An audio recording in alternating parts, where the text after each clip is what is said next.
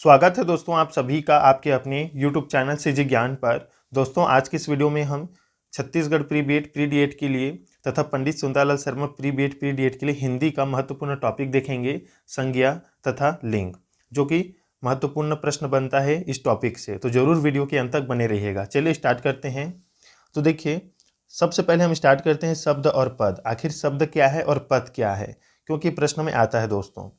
तो देखिए, जब शब्द स्वतंत्र रूप से प्रयुक्त होता है और वाक्य के बाहर होता है तो यह शब्द होता है, किंतु जब शब्द वाक्य के अंग के रूप में प्रयुक्त होता है तो इसे पद कहा जाता है। मतलब कि स्वतंत्र रूप से होने वाले प्रयुक्त होने वाले शब्द को हम शब्द कहेंगे, लेकिन किसी वाक्य के अंतर्गत अगर वो प्रयुक्त होता है तो उसे हम पद कहेंगे। उदाहरण के तौर पर देखिए, वह जा रहा है, हम बता रहे हैं जैसे वह जा रहा है। तो अगर मैं बोलूं जा इसमें क्या है, तो ये जो जा है इसमें ये वाक्य हो गया इतना पूरा, तो इस जा में ये जो जा है ये इसमें पद कहलाएगा, क्योंकि ये एक वाक्य में है तो वाक्य में जो शब्द प्रयुक्त होगा वो पद कहलाएगा। लेकिन मैं केवल जा लिखूं तो ये जा जो है ये स्वतंत्र रूप से है तो ये शब्द कहलाएगा। इसमें यही बोला जा रहा है, तो इतना आप जो है ध्यान रखिएगा। सबसे महत्वपूर्ण बात है इसमें पद के भेद, मतलब पद के प्रकार कितने होते हैं। तो पद के जो है 5 भेद होते हैं। कौन कौन से? तो संज्ञा, सर्वनाम, विशेषण, क्रिया और अव्यय। इसे याद रखिएगा। पद के जो है 5 प्रकार होते हैं, संज्ञा, सर्वनाम, विशेषण, क्रिया और अव्यय। ये पूछा जाता है आपके एग्जाम में। तो चलिए स्टार्ट करते हैं। संज्ञा, नाउन। परिभाषा है आपका, संज्ञा को नाम भी कहा जाता है। किसी प्राणी, वस्तु, स्थान, भाव आदि का नाम भी उसकी संज्ञा कही जाती है। दूसरे शब्दों में किसी का नाम ही उसकी संज्ञा है तथा इस नाम से ही उसे पहचाना जाता है। संज्ञा न तो पहचान अधूरी है और भाषा का प्रयोग भी बिना संज्ञा के संभव नहीं है। मतलब संज्ञा के बिना पहचान अधूरी है और भाषा का प्रयोग भी नहीं हो सकता। तो ये संज्ञा की वही है परिभाषा, वस्तु, स्थान, भाव आदि के नाम को ही हम संज्ञा कहते हैं। अब संज्ञा के जो है प्रकार हैं, तो संज्ञा के प्रकार को भी जान लीजिएगा, किस प्रकार से कितने प्रकार के होते हैं। तो संज्ञा के प्रकार की अगर हम बात करें व्युत्पत्ति के आधार पर दोस्तों, तो ये 3 प्रकार के होते हैं। कौन कौन सा? ऋण, यौगिक और योग ऋण। हमने इससे पहले वाले वीडियो में हमने समझाया है कि ऋण क्या है, यौगिक क्या है, योग ऋण क्या है। जैसे ऋण क्या है इसमें मैं बता देता हूँ। कृष्ण और यमुना, जैसे ये कृष्ण है, इसको हम 2 सार्थक अर्थ में तोड़ नहीं सकते, तो ऐसे शब्द जो सार्थक अर्थ में नहीं टूटते उन्हें ऋण शब्द कहते हैं। और जो सार्थक अर्थ में टूट जाते हैं, 2 शब्दों में सार्थक अर्थों में टूट जाते हैं, वो यौगिक कहलाते हैं। जैसे पाठ के लिए शाला, पाठशाला, पनघट, पानी के लिए घाट है, तो ये। और योग ऋण वो शब्द है जिसका तीसरा अर्थ प्रतीत होता है। जैसे जलज मतलब कमल हो जाएगा, तो जल में उत्पन्न वस्तु ये जो है योग ऋण कहलाता है। तो याद रखिएगा, संज्ञा के अगर पूछा जाए प्रकार व्युत्पत्ति के आधार पर, तो ये होता है 3 प्रकार का, ऋण, यौगिक और योग ऋण। अब देखते हैं दूसरा, अर्थ की दृष्टि से संज्ञा जो है 5 प्रकार की होती है। व्यक्तिवाचक संज्ञा, जातिवाचक, द्रव्यवाचक, समूहवाचक और भाववाचक। ये अर्थ की दृष्टि से होता है संज्ञा 5 प्रकार की। इसे भी हम देख लेते हैं। तो देखिए, इसमें पहला है व्यक्तिवाचक संज्ञा।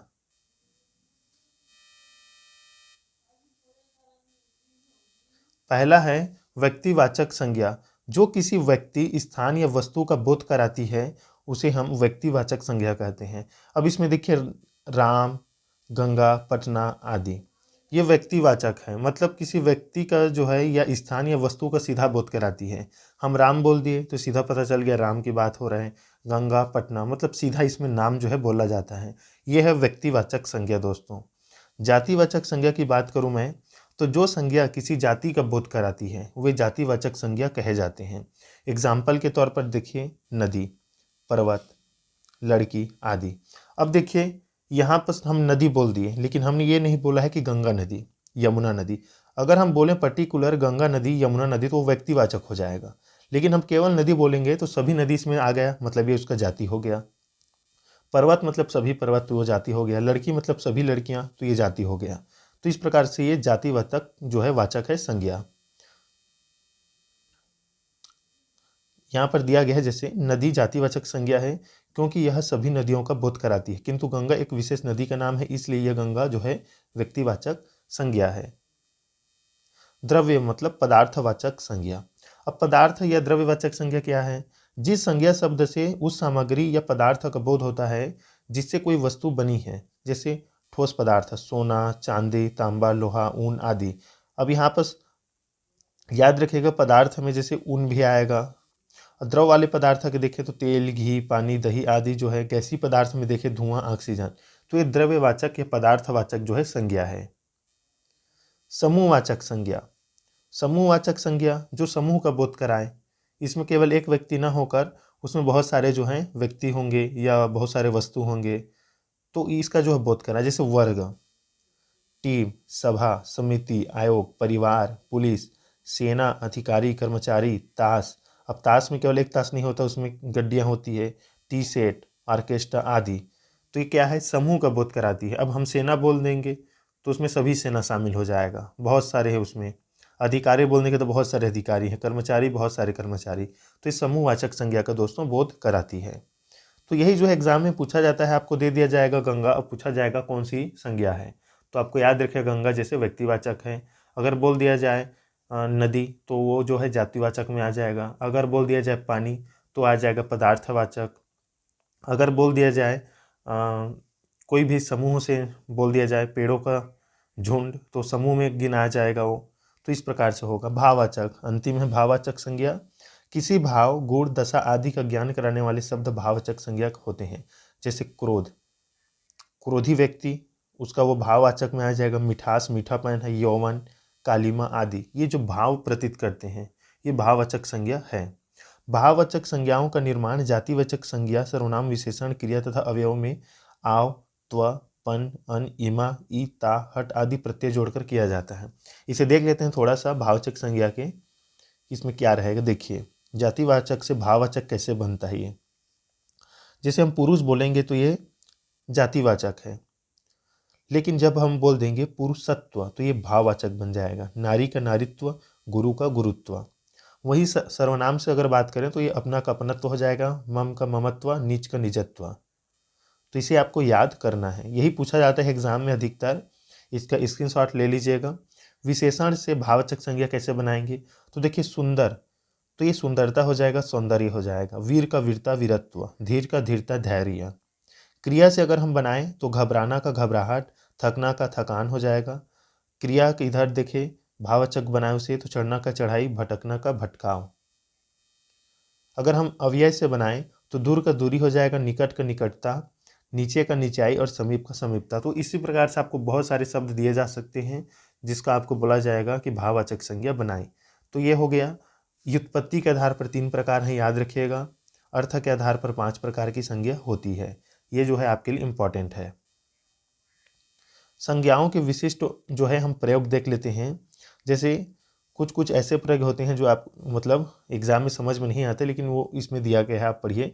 जैसे व्यक्तिवाचक संज्ञा का जातिवाचक संज्ञा के रूप में, कभी कभी व्यक्तिवाचक संज्ञा का प्रयोग जातिवाचक संज्ञा के रूप में होता है। जैसे आज के युग में भी हरिश्चंद्रों की कमी नहीं है। यहाँ जो हरिश्चंद्र किसी व्यक्ति का नाम न होकर सत्यनिष्ठ व्यक्तियों की जाति का बोध करा रही है। मतलब ये क्या है? जातिवाचक। ये केवल एक हरिश्चंद्र की बात नहीं कर रहा है। ये अगर ये वाक्य पढ़ें हम तो इसमें आज के युग में भी हरिश्चंद्रों की कमी नहीं है, मतलब सत्यवादियों की कमी नहीं है, ये बोला जा रहा है। तो ये क्या हो जाएगा? जाति का जो है बोध कराता है, तो जातिवाचक। अब जैसे यहाँ पर एक और एग्जाम्पल देख ले। देश को हानि जय चंदों से होती है, जय चंदों से होती है। अब यहाँ पर जय चंदो किसी व्यक्ति का नाम नहीं है, विश्वासघाती का जो है अर्थ प्रतीत कराता है, क्योंकि जयचंद जो है विश्वासघाती था। तो यहाँ पर शब्द को पढ़ें, देश को हानि जयचंदों से होती है, तो यहाँ जयचंद की किसी व्यक्ति का नाम न होकर विश्वासघाती व्यक्तियों की जाति का बोध कराती है। तो ये हो गया जातिवाचक। वहीं देखिए रामचरितमानस हिंदुओं की जो है बाइबिल है। रामचरितमानस हिंदुओं की जो है बाइबिल है। इसमें जो है उसमें कंपेयर कर दिया गया है, वही है इसमें भी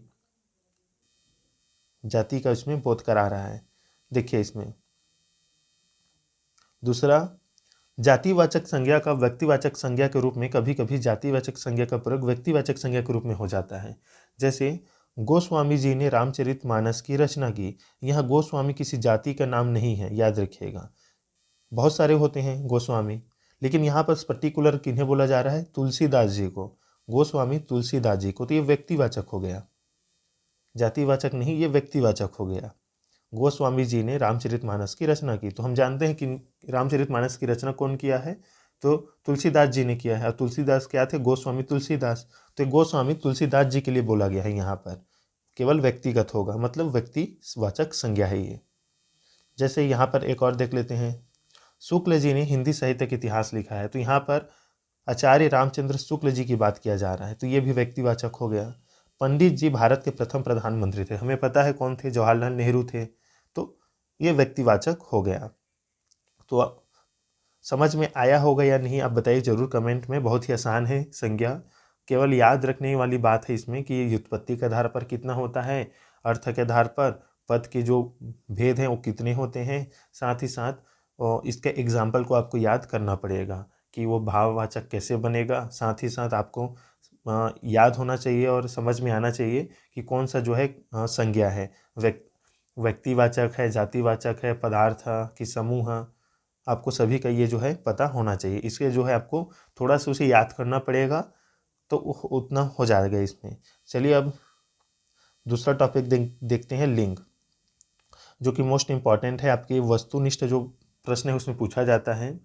लिंग का शाब्दिक अर्थ चिन्ह होता है। शब्द के जिस रूप से यह जाना जाए कि वर्णित वस्तु या व्यक्ति पुरुष जाति का है या स्त्री जाति का है, उसे हम लिंग कहते हैं। लिंग के द्वारा हम संज्ञा, सर्वनाम, विशेषण आदि शब्दों की जाति का भी बोध हो जाता है। देखिए हिंदी में लिंग जो है दो प्रकार के होते हैं। कौन कौन से? तो पुल्लिंग और स्त्रीलिंग। पुल्लिंग का संधि विच्छेद करेंगे तो पुम प्लस लिंग होगा। पुम प्लस लिंग में म का अनुस्वार हो जाता है, इसलिए क्या ये पुल्लिंग हो जाता है, अतः पुल्लिंग लिखना चाहिए। हिंदी में लिंग निर्धारण, तो ये जो है इंपॉर्टेंट है। हिंदी में लिंग निर्धारण जो है निम्न आधार पर होते हैं, जैसे रूप के आधार पर होगा, प्रयोग के आधार पर होगा और अर्थ के आधार पर होगा। चलिए देख लेते हैं क्या क्या है। तो रूप के आधार पर देखिए, रूप के आधार पर हम सीधा देखते हैं, रूप के आधार पर होता है पुल्लिंग शब्द। रूप के आधार पर होता है पुल्लिंग शब्द। तो अकारांत, आकारांत शब्द प्रायः पुल्लिंग होते हैं, मतलब जिस शब्द के लास्ट में अ आता है या आ आता है वो प्रायः पुल्लिंग होते हैं। जैसे राम, तो राम में लास्ट में क्या आया? अ आया। सूर्य, क्रोध, समुद्र, चीता, चीता में आ आया। घोड़ा, कपड़ा, घड़ा आदि। तो अ और आ मतलब अकारांत, अंत में आने वाले शब्द आकारांत, आ आने वाले शब्द अगर हो तो ये जो है पुल्लिंग शब्द होगा। वे भाववाचक संज्ञाएं जिनके अंत में त्व व य होता हो तो प्राय पुल्लिंग होती है, जैसे गुरुत्व, गौरव, शौर्य आदि। ये गुरुत्व, गौरव, शौर्य आदि क्या होंगे? पुल्लिंग होंगे, याद रखिएगा, इसे इंपॉर्टेंट है। तीसरा है दोस्तों, जिन शब्दों के अंत में पा आए, पन आए, आओ, आवा, खाना जुड़े हो तो प्राय पुल्लिंग होते हैं, जैसे बुढ़ापा, मोटापा, बचपन, घुमाव, भुलावा, पागल खाना। तो ये जो है पुल्लिंग शब्द है, आप इसे याद रखिएगा, इसे याद रखिएगा। त्व, व, य और अकारांत और आकारांत और पा, अन, आओ, आवा, खाना, ये जितनी हैं ये पुल्लिंग शब्द होते हैं। चलिए देख लेते हैं स्त्रीलिंग शब्द। तो स्त्रीलिंग शब्द में भी पता चल जाता है। देखिए इसमें जो है ज़्यादातर जो है आकारांत शब्द होंगे, मतलब अंत में आ रहेगा। तो आ वाले शब्द हैं जैसे लता, रमा, ममता, ये जो है स्त्रीलिंग में आता है। इकारांत, अंत में ई आए तो ये भी प्रायः स्त्रीलिंग होते हैं, जैसे रीति, तिथि, हानि। लेकिन अपवाद भी है दोस्तों, कुछ कुछ हैं जो पुल्लिंग है, जैसे कवि पुल्लिंग है। आपको पता होगा कवि का कवित्री होता है स्त्रीलिंग। कपि है, रवि है, ये पुल्लिंग है, इसे भी याद रखिएगा। ये अपवाद वाले शब्द हैं, ये पुल्लिंग है। लेकिन आपको रीति, तिथि, हानि, ये जो है इकारांत शब्द स्त्रीलिंग है। इकारांत शब्द प्रायः जो है बड़ी ई वाला, ये जो है प्रायः स्त्रीलिंग होते हैं, जैसे नदी, रोटी, टोपी। किंतु अपवाद भी हैं। अपवाद कैसे? हाथी क्या है? पुल्लिंग है। हथिनी जो है स्त्रीलिंग है, याद रखिएगा, लेकिन हाथी पुल्लिंग है। दही, पानी पुल्लिंग है, इसे याद रखिएगा, हाथी, दही, पानी पुल्लिंग है। अब देखिए इसमें चौथा है, ये इंपॉर्टेंट है, इसमें से आता है शब्द जैसे आई है, इया है, आवट है, आहट है, ता, इमा। ये प्रत्यय वाले जो शब्द हैं वो स्त्रीलिंग होते हैं, जैसे लिखाई, डिबिया, मिलावट, घबराहट, सुंदरता, महिमा। ये क्या है? स्त्रीलिंग है, इसे भी याद रखिएगा दोस्तों। ये क्या हो गया? रूप के जो है आधार पर हो गया। अब देखते हैं हम प्रयोग के आधार पर। प्रयोग के आधार पर देखिए, तो प्रयोग के आधार पर जो है किस प्रकार से हमें पता चलता है, जैसे अच्छा लड़का, अच्छी लड़की। तो अच्छा लड़का ये पुल्लिंग हो गया, अच्छी लड़की ये स्त्रीलिंग हो गया। राम की पुस्तक, राम का चाकू, तो क्या हो गया? राम की पुस्तक, पुस्तक स्त्रीलिंग है, याद रखिएगा। राम का चाकू, चाकू पुल्लिंग है। तो यहाँ पर देखिए पुस्तक का, ये नहीं बोला राम का पुस्तक, राम की पुस्तक होगा। तो पुस्तक क्या है? स्त्रीलिंग है। राम का चाकू, काया, चाकू क्या है? पुल्लिंग है। राम ने रोटी खाई, राम ने रोटी खाई, तो खाई आया, तो खाई क्या है? स्त्रीलिंग है। राम ने आम खाया, खाया क्या है? पुल्लिंग है। तो यह हो गया प्रयोग के आधार पर दोस्तों, इंपॉर्टेंट है, याद रखिएगा। अर्थ के आधार पर देख लीजिए, अर्थ के आधार पर, तो अर्थ के आधार पर हम देखते हैं इसे, तो कुछ शब्द अर्थ की दृष्टि से समान होते हुए भी लिंग की दृष्टि से भिन्न होते हैं, उनका उचित एवं सम्यक प्रयोग करना चाहिए। जैसे कवि का हो जाएगा कवित्री, विद्वान का विदुषी, नेता का नेत्री, महान का महती, साधु का साध्वी, लेखक का लेखिका। इतना तो हमें पता है प्रयोग के आधार पर, सॉरी अर्थ के आधार पर ये बन जाता है आराम से। तो देखिए उपयुक्त शब्दों का सही प्रयोग करने पर ही शुद्ध वाक्य बनता है। जैसे आपकी महान कृपा होगी, ये क्या है? अशुद्ध है। लेकिन आपकी महती कृपा होगी, ये शुद्ध वाक्य है। वह एक विद्वान लेखिका है, अब लेखिका के लिए विद्वान नहीं होगा, क्या होगा? विदुषी होगा, तो ये अशुद्ध वाक्य होगा। वह एक विदुषी लेखिका है, ये शुद्ध वाक्य है। तो दोस्तों ये था इम्पॉर्टेंट आपके लिए लिंग और संज्ञा, जो कि मोस्ट इम्पॉर्टेंट है आपके प्री बीएड प्री डीएड के लिए, चाहे पंडित सुंदरलाल शर्मा की भी तैयारी कर रहे हैं। तो दोस्तों मिलते हैं नेक्स्ट वीडियो में, तब तक के लिए धन्यवाद।